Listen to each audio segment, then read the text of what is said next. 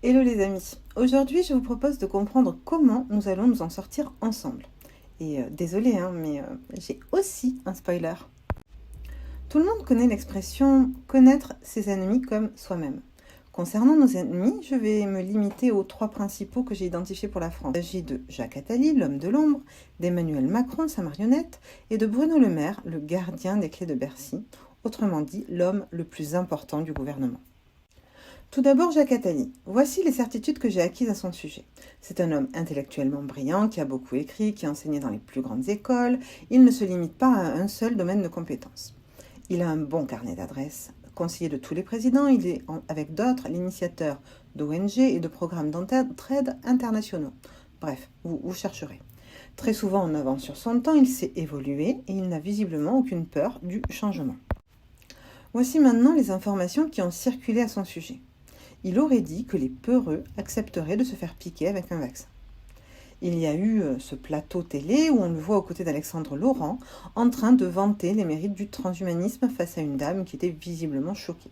Bon, s'il ne l'aurait pas été, j'ai un petit peu de mal à comprendre vraiment ceux qui ne l'ont pas été. Il y a eu aussi la polémique au sujet de l'euthanasie active et je vous rappelle qu'il a tout de même gagné absolument tous ses procès en diffamation à ce sujet. Je me suis alors posé deux questions à son sujet. Pourquoi un homme si brillant, avec un tel carnet d'adresses, irait se tirer une balle dans le pied? Comment se fait-il qu'un homme de confession juive pourrait tenir des propos à la limite du génocidaire ou de l'euthanasie active? D'autant plus qu'il se positionne en faveur des femmes rabbins. Et ça, je peux vous assurer que ce n'est pas rien. La seule réponse valable que j'ai trouvée est la suivante. Nous avons tous, et je dis bien tous, gobé une ou plusieurs fake news, quelles que soient nos opinions et nos croyances de départ. La vidéo Piquer les peureux peut très bien avoir été faite avec un montage réalisé par intelligence artificielle. Le plateau télé peut très bien également avoir été fait dans un but de provocation, nous poussant ainsi à affirmer notre volonté d'agir ensemble pour préserver la vie. Je vous rappelle que nos conditionnements et notre propre refus de changer, d'évoluer, nous ont menés à cette société peu inviable où tout le monde s'isole de son voisin. Notre société, jusque-là, a été basée sur le profit. Or, les riches du carnet d'adresses d'Attali le savent. Nous devons aller vers plus de coopération entre nous tous si nous voulons préserver la planète, nos ressources et nos vies. Le changement fait peur, particulièrement aux Français. Il leur fallait donc un stratagème pour tester notre niveau de discernement. Ils ont peur de nous. Nous sommes bien plus puissants que ce que nous croyons. Il est donc logique de leur part de vouloir se préserver de nous. Ils nous ont donc permis de faire cela, évoluer, faire preuve de discernement, nous unir et agir ensemble pour le monde que nous voulons. La preuve au sujet de Jacques Attali, je l'ai trouvée en images. Je vous laisse le lien et je vous invite vivement à aller visionner la vidéo de la chaîne L'Écho Actu d'il y a 4 mois. Il est toujours important d'actualiser ce que l'on sait véritablement de ses ennemis. Emmanuel Macron à présent. Nos certitudes. Il n'a jamais connu de grosses difficultés financières. Il est le protégé de Jacques Attali. Il apprécie la littérature et les arts. Il est très cultivé de manière générale. Il est fils de médecin, professeur de neurologie. Vous verrez, ça a son importance. Et enfin, il y aurait cette fameuse blessure d'injustice dont il se revendique. Décryptage. Il n'a jamais connu de grosses difficultés financières, il n'a donc aucune raison d'aller voler celui de quelqu'un d'autre, notamment celui du peuple de France. Il est le protégé d'Attali, qui cherchait quelqu'un pour nous provoquer, il lui fallait le méchant de l'histoire. Emmanuel Macron a tous les atouts, grâce à la littérature et sa culture, pour être un bon acteur, qui joue ce rôle avec un zèle absolument formidable. Désagréable, terriblement provoquant, l'ennemi idéal contre qui s'unir. C'est exactement comme le sergent détesté par ses hommes dans les films de cohésion américains.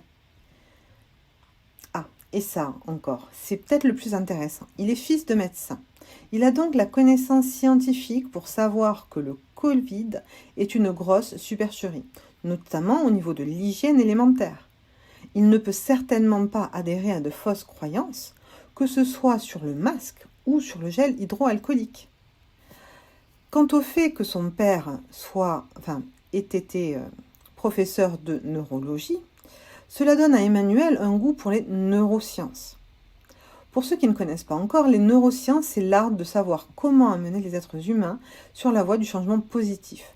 Comment amener des cerveaux à se dépasser en cas d'adversité. Et c'est d'ailleurs un goût qu'il partage avec Olivier Véran, également neurologue, et Idriss Aberkane. Si, ça a son importance, nous le verrons dans une prochaine vidéo.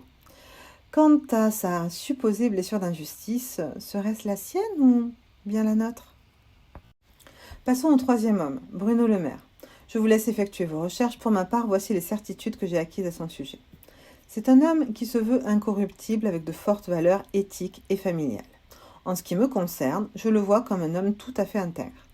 Vous apprendrez également qu'il a une nette préférence pour les lettres, notamment les lettres modernes, puisqu'il a été reçu premier en 1992 de l'agrégation du même nom. Alors, je ne vais pas présupposer qu'il soit mauvais en mathématiques, cependant, il est bien plus courant de commencer par les mathématiques et de finir en lettres que de faire l'inverse. Donc, au lieu de crier à l'incompétence, je vous suggère de bien écouter ce qui suit. Sa sensibilité littéraire est notre plus grande chance. Je répète, sa sensibilité littéraire est notre plus grande chance. Pour ceux qui ne l'ont pas encore compris, je reviens ici sur plusieurs points. Premièrement, l'argent est magique dès que nous avons la planche à billets et un informaticien pour créer une ligne sur un compte en banque. Deuxièmement, les taxes, nos taxes, sont construites de façon à payer jusqu'à 10 fois des taxes sur le même argent de départ. J'en arrive donc à la conclusion. Les caisses sont pleines. Je répète, les caisses sont pleines. Grâce à la sensibilité littéraire de M. Bruno Le Maire, nous allons récupérer notre dû. Si nous présupposons qu'il est incompétent, ce qui n'est pas le cas, mais si nous supposons qu'il est incompétent, ce n'est pas important quoi qu'il en soit. Ce n'est pas du tout important. La Belgique a déjà réussi à survivre, à vivre même très très bien, sans gouvernement. En revanche, comme c'est un homme très compétent et qu'il a été placé là non seulement pour son intégrité, mais aussi pour sa sensibilité, c'est une excellente chose pour nous. Lorsqu'on veut récupérer ses sous, il vaut mieux avoir en face quelqu'un qui ne sait pas les compter, plutôt qu'un comptable qui vous rechigne le moindre centime. Je répète, il vaut mieux avoir en face quelqu'un qui ne sait pas compter ses sous, plutôt qu'un comptable qui vous rechigne le moindre centime. Je vous rappelle, planche à billets plus 10 fois taxé, c'est QFD. Bref, Bruno Le Maire est donc parfait pour nous restituer l'argent qui va servir à reconstruire nos vies de façon bien meilleure. Alors là, vraiment bien meilleure à ce qu'elles étaient avant ces 3 dernières années. Bien, passons maintenant à la seconde partie de l'expression « connaître ses ennemis comme soi-même ». Si je suis absolument certaine de ne pas vous connaître, ma question est de savoir si vous connaissez vraiment. Vous comprenez bien que c'est un très très vaste sujet, j'y reviendrai donc dans mes prochaines vidéos. Pour l'heure, j'ai listé 3 questions essentielles pour la suite de notre vie commune et j'aimerais que nous y réfléchissions ensemble. Premièrement, comment se fait-il qu'il y ait autant d'informations complètement hors sol? La France n'est quand même pas un pays du tiers-monde, non? Deuxièmement, qu'avons-nous à apprendre des comportements et attitudes de nos ennemis? Et enfin, comment développer un mental collectif de gagnant en temps de crise? Quelle est la raison pour laquelle nous rencontrons toutes ces informations plus tordues les unes que les autres? Est-ce parce qu'ils veulent nous tuer? Oh, franchement, c'est assez peu probable. Ils ont déjà accès aux armes les plus rapides, les plus puissantes et les plus radicales. S'ils avaient eu envie de nous éliminer, on serait déjà tous morts. Donc, est-ce pour développer notre discernement, notre réflexion? Quand on a du temps, c'est un petit peu ce qu'on gagne généralement. Est-ce pour développer notre cohésion? Ou tout simplement pour initier un sentiment d'empathie chez la plupart des êtres humains qui en étaient jusque-là dépourvus? Les questions sont ouvertes. Mettez-moi en commentaire ce que vous en pensez et je ferai des vidéos sur ces sujets. Que pouvons-nous apprendre de l'ennemi? Mais toutes leurs compétences, voyons. S'il existe un savoir, nous devons nous l'approprier. Par exemple, comment se fait-il que Macron donne aux riches? 2 hypothèses. Est-ce parce qu'il se sent redevable ou parce que les riches savent le lui demander. S'il se sent redevable, nous devrions l'aider à donner à ses enfants, comme il dit, plutôt qu'à ses parents. C'est dans l'ordre logique de l'évolution humaine. Si ce sont les riches qui savent le demander et n'hésitent donc pas à le faire, c'est donc ce que nous devrions apprendre d'eux également. Apprendre à demander à M. Macron l'argent qui nous revient. Autre exemple. Jacques Attali pianote sur son téléphone comme un ado à presque 79 ans dans quelques jours. Les cours d'informatique existent dans toutes les villes à présent. Pourquoi ne pas essayer de s'y inscrire ? Voyons maintenant comment développer un mental collectif de gagnants. Je vais vous apprendre comment vous servir d'un outil de la PNL, programmation neurolinguistique, pour obtenir le résultat que vous souhaitez et que nous souhaitons tous. Je vous invite à mettre cette astuce en pratique aussi souvent que possible avec vos amis, vos collègues, votre famille et même vos politiques. C'est uniquement votre détermination à l'appliquer qui va vous permettre de sortir de cette pseudo-crise. Il s'agit de l'effet Pygmalion et de l'effet Golem. Dans les deux cas, nos croyances influencent nos actions, qui, à leur tour, impactent les croyances des autres, qui génèrent à leur tour les actions des autres, ce qui renforce nos croyances. Je sors du cadre avec cet exemple de l'effet Pygmalion. Si, par exemple, vous avez un individu d'intelligence médiocre en face de vous, vous décidez que vous allez le traiter comme un pur génie. Vous y croyez vraiment, ce gars-là, il va y arriver, vous l'encouragez, vous savez qu'il va y arriver. Les actions qu'il va mettre en place seront celles d'un génie, ce qui va renforcer vos croyances. Alors, non seulement vous avez bien fait de le traiter en génie, car il a progressé, mais en plus, c'est devenu vrai. Oui, c'est un génie. A contrario, si vous avez dans l'idée que vos politiques ne peuvent rien de bon, qu'ils sont incapables et qu'ils ne vous veulent pas de bien, alors vous ne les mettez pas dans de bonnes dispositions. Ils ne feront alors rien de bon.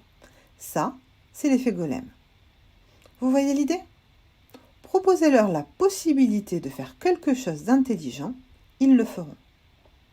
On verra cela dans nos prochaines vidéos, mais n'hésitez pas à nous partager vos expériences positives de demandes abouties. Ça peut aider d'autres gens. Pour moi, il n'y a aucun doute. La fin du film est pour bientôt. Le jeu d'acteur de tous ces gens touche à sa fin. Nous n'avons aucun besoin de casser ou de crier ou de manifester si nous sommes entendus. Et pour être entendus, nous devons apprendre à demander les choses. Nous devons apprendre à mieux communiquer. Et ça, c'est l'affaire de tous. La fin de ce film, tout comme le début de l'autre, vous l'aurez compris, c'est à vous de l'écrire. C'est votre film, notre humanité. Je vous rappelle que vous êtes responsable de votre bien-être, vous et personne d'autre. N'oubliez pas de liker et de partager. Je vous remercie de votre écoute et à très vite.